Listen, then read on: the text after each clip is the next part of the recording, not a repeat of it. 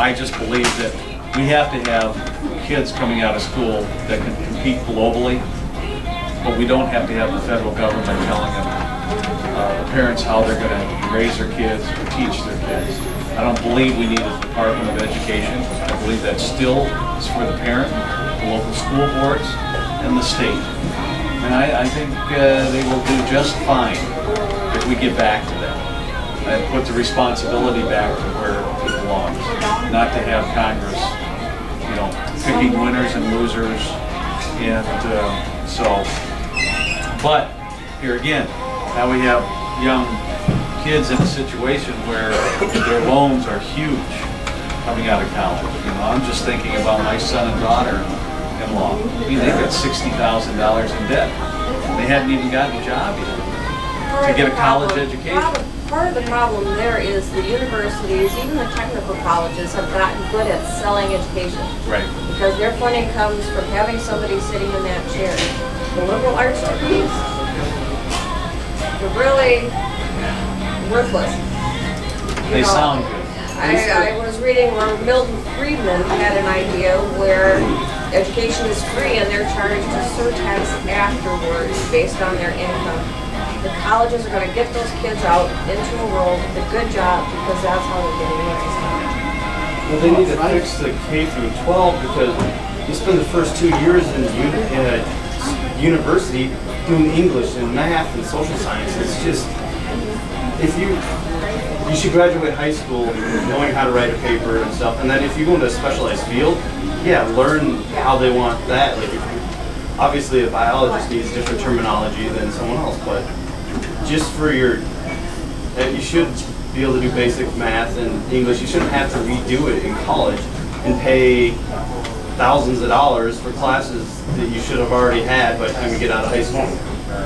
And that's what I say. Plus, you're taking so many required courses that are not going to do you any good in your major or your minor, probably. And they're giving them to you and they're requiring you to take them. Just right. So it takes you 4 years to graduate. You probably graduate in 3 if you just took the courses that you wanted to take through your major or minor.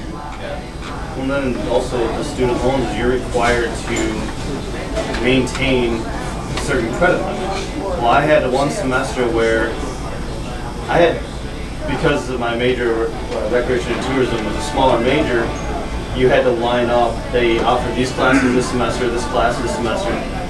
I ended up having one semester where I had no required classes that I needed to take because I had already taken them.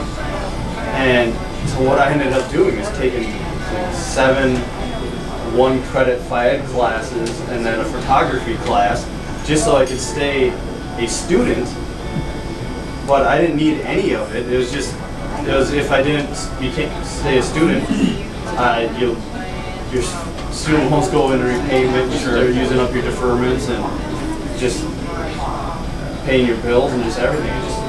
Did you have something? Yeah. Well, in Friday's Wall Street Journal, I didn't get to read the article yet, but the title was New York City's charter schools give a name for us. Oh yeah. I didn't read it, but I saw the headline. Yeah, so I assume as they're doing a lot better than the public school around there. Well, you know, some that I've talked to seem to be, we've got a great one in Waseca. Well, it's a whole, some of the political things that happen inside the system that you become aware of, like when they weren't going to reauthorize the charter school in Waseca. Because, you know, I don't want to go into the whole thing, but somebody just had their nose out of whack. Just a bad situation. Well, if you follow, what happens is that, for the most part, public schools really don't like the charter schools because it takes money out of it. Long story short. But we got our charter school back, but it had to take, you know, a senator and a representative to start banging on the Department of Education going, why is this happening this way? And public education doesn't like competition. In my opinion, is any teacher in a public school that starts teaching politics in a biased way should be gone. I mean, I have had someone tell me that second grader came home and said, "Daddy, our teacher said you should vote Democrat so my teacher can get a raise." All right. Hey, Brad, good to see you, man. Will we see you tomorrow? Okay. All right. Folks, I don't want to keep you. I said it'd be a little over an hour, but Louis, I'll answer your question. See you. You bet. See you, man.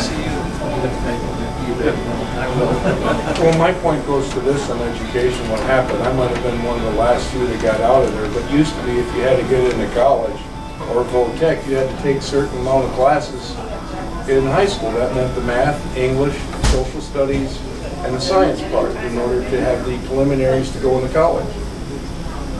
These preliminaries seem to have gone by the wayside.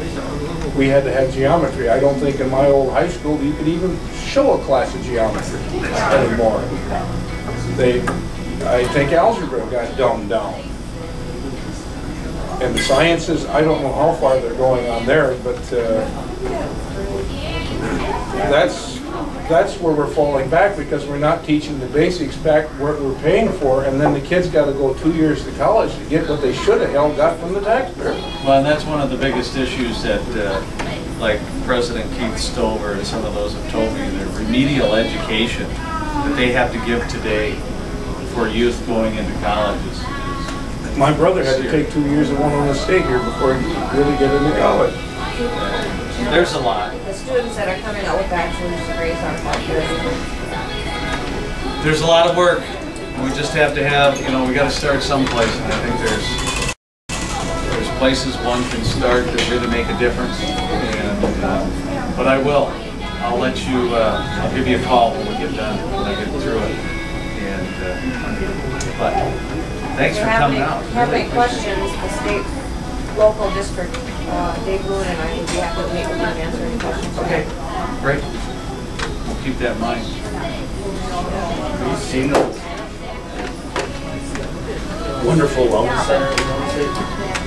It's been $40 million. It's fallen apart for 6 months. And then because of that art law where that was a certain budget, giant, they look like glass toboggans just hanging from the wall. Wasted space. Did you do today? But because of the law, they had to. Radiators on the floor on the